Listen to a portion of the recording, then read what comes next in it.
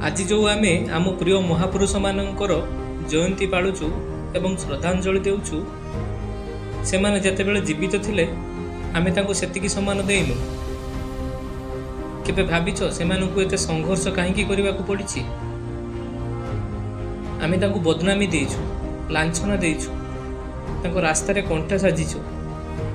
जदि सेतेबेले आमे तांको सहित छिड़ा होई थांतु, तांको बुझिबाकु चेष्टा करि थांतु, आज ये दुनिया एमिति न थांता।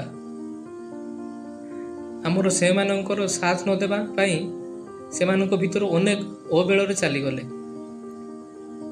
नहेले ए समाज रे आहुरी केते कल्याण होई पारि थांता।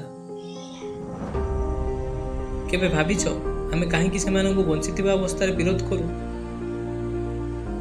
कारण जीवित महापुरुष माने हेउचंती निया। सेमान आसी थांती आमको जाली आम भितरर सोना को चमकाइबा पाई, आम भितरर अलिया को बाहर करी आमको एक नुआ स्वरूप देबा पाई। किंतु आमे तो सुविधावादी लोक, आमको जलिबा पसंद नुह, आमको आराम दरकार, आमको आमर दासत्व प्रिय, आमको भल हेबार नाही, सेही अलिया हेकि बंचिबार अछि। सेमानको विरोध न करी आमर चारा काई?